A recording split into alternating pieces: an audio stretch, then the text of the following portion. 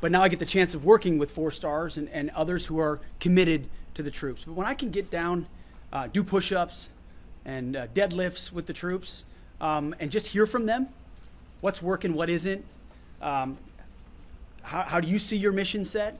I love that. So there was never a doubt, even though we got in at 2 in the morning, that we were getting up a couple hours later to go do PT.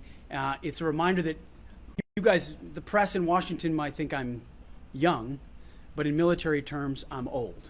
And that showed this morning with these young guys who ran circles around me in that parking lot. We'll go Secretary through Hegseth. Go ahead. Thanks for doing this. You mentioned earlier that President Trump wants NATO countries to spend 5% of their GDP on defense. Do you think the U.S. should also spend 5% of its GDP on defense? Well, I think the U.S. needs to spend more than the Biden administration was willing to, who historically underinvested in the capabilities of our military. So the president is committed, as he was in the first term, to rebuilding America's military by investing. And you're going to see that in the conversations on Capitol Hill. We've already been intimately involved with the folks on HASC and SASC and the appropriations, talking about the capabilities we're going to need, not just next year and the year after that or for the next 4 years, but for power projection going forward. And then the reforms needed to make sure that every dollar goes further. Now, at a minimum, we should not go below 3%. That's a view I know the president shares. But as far as going forward in that, those are decisions he will make based on my consultations with him. Listen, any defense secretary would be lying if they said they didn't want more. You always want more. But we live in fiscally constrained times where we need to be responsible with taxpayer dollars. We're $37 trillion in debt. That's a national security liability as well. So we're going to work with Capitol Hill. The president's going to lead the way on making sure the troops have the resources they need and that we truly rebuild our military just like President Trump did in the first term. And President Biden vowed against sending U.S. troops into Ukraine. Would you be open to sending U.S. troops into Ukraine to track weapons shipments? We are not sending U.S. troops to Ukraine. You've talked about wanting to welcome Elon Musk and DOGE and Pentagon potentially in the next few weeks. Do you expect him to start unilaterally cutting programs and contracts the way he's done at USAID and other agencies? And are there any limits or supervision you'd want to place on his team given his conflict of interest with Pentagon? Well, we've been in touch with, I've been in touch with Elon Musk, who's a great patriot, interested in advancing the America First agenda, knows that President Trump got 77 million votes and a mandate from the American people, and part of that is bringing actual business-like efficiency to government, hence what DOGE is doing. We've been talking to them in partnership with them, and as I said on social media, we welcome DOGE to the Pentagon, and I hope to welcome Elon to the Pentagon very soon, and his team, working in collaboration with us. There are waste, redundancies, and headcounts in headquarters that need to be addressed. There's just no doubt. Look at a lot of the climate programs that have been pursued at the Defense Department. The Defense Department is not in the business of climate change, solving the global thermostat. We're in the business of deterring and winning wars. So things like that we want to look for to find efficiencies, and many others, the way we acquire weapon system, procurement. There's plenty of places where we want the keen eye of DOGE, but we'll do it in coordination. We're not going to do things that are to the detriment of American operational or tactical capabilities. President Trump is committed to delivering the best possible military. The Defense Department is not USAID. USAID's got a lot of problems that I talked about with the troops, pursuing globalist agendas that don't have a connection to America first. That's not the Defense Department, but we're also not perfect either. So where we can find billions of dollars, and he's right to say billions, inside the Defense Department, every dollar we save there is a dollar that goes to warfighters, and that's good for the American people. With Logan with Newsmax.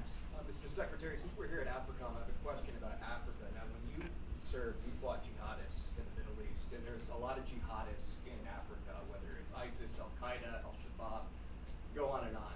How do you plan to handle that threat? I'm not saying put troops on the ground in Africa to fight them, but are you concerned that there could be some sort of cell that might be plotting attacks against other parts of the world, trying to recruit soldiers because it's Africa with a growing population? How concerned are you about the jihad threat in Africa today? Definitely concerned. I mean, anybody of my generation that served in Iraq and Afghanistan or been a part of post 9/11 understands the threat of global jihad, especially the desire to export that against our allies in Europe or Israel or certainly the United States of America. So the counterterrorism threat focused on those who would seek to do us harm is of the highest priority, which is why you saw what AFRICOM did so well in that strike in Somalia. Where we see those growing, plotting, or planning with increased capabilities, we will strike. And that pertains to Islamist organizations all across the continent. But it also, we have to work with partners and allies. I mean, foreign internal defense and security force assistance. I was with Green Berets this morning. You know, we think of Green Berets in the context of post 9/11, right? Kicking down doors, and they're really good at that.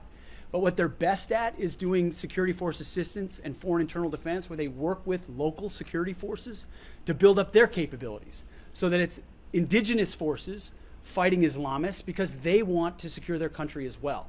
And AFRICOM is very directly committed to doing that. That's a mission very much worth resourcing.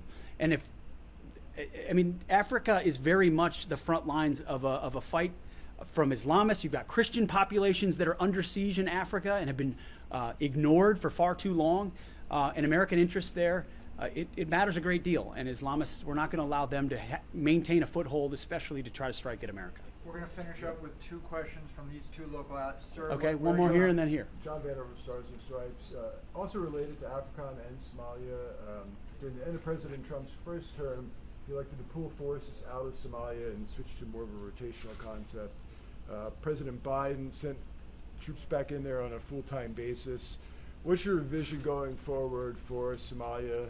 Do you want to maintain troops there continuously, or are you looking more towards pulling them back? Well, I mean, I want to listen to the commanders on the ground, first and foremost, as does the president. I mean, he's charged me with, hey, give me your best advice, but also keep your ear to the ground of what's most effective. But he's also been very clear that we're not trying to have American boots all over the globe. Where we can do counterterrorism effectively over the horizon, that's the preference. But we'll review the force posture there with the generals doing the heavy lifting and take it into consideration, no doubt. But thankfully, we had the intelligence capabilities to do the kind of strike that we saw, and we believe we can do more of that. Franz, last question. So, so you renamed the name of Fort Liberty into Fort Bragg, and you honored a private first class who lost his life for liberating Germany. What does that mean for the U.S. forces? Well, first it means Bragg is back. It means the legacy of an institution that generations of Americans have mobilized through and served at is back. I mean, it's a shame what was done to vets, service members, their families, who were born there, deployed out of there, lived there, I was with airborne troops here, some of which spent 25 years at Fort Bragg, and never called it Fort Liberty, because it wasn't Fort Liberty, it's Fort Bragg. And so I was honored to be able to put my signature on that. By the way, with the support of the President of the United States, who set the tone on this and said, I want Fort Bragg back. And we're honored to support a private first class who received a Purple Heart and the Silver Star at the Battle of the Bulge. You know, we're honoring a private first class, and I'm proud that we have a Marine Corporal as the Vice President of the United States too. Junior enlisted have never seen better days. But it's about that legacy. It's about the connection to the community, to those who've served. And we're not, as the President has said, and I've said as well, we're not done there. There are other bases that have been renamed that erodes that very same legacy. There's a reason I said Bragg and Benning when I walked into the Pentagon on day one, but it's not just Bragg and Benning. There are a lot of other service members that have connections, and we're going to do our best to restore it. It's an honor to do so. Thank you all for your time. Appreciate it. Thank you. Thank you. Thank you. We have more time later. Thank you. Appreciate it. All right.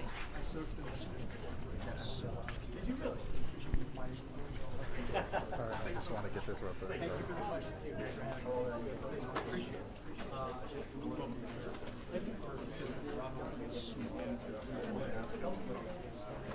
That was 17.